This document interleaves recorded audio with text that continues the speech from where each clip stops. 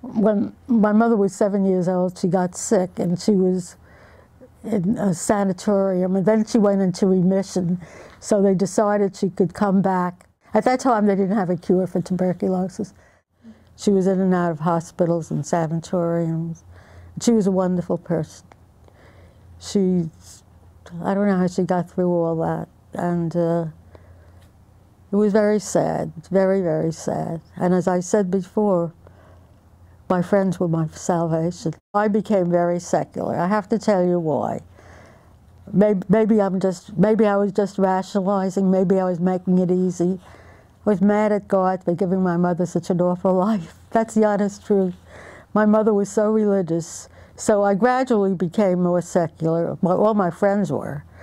And it took me a long time, though. But I did it without guilt, no guilt at all. I guess I was mad at God, if there is such a thing.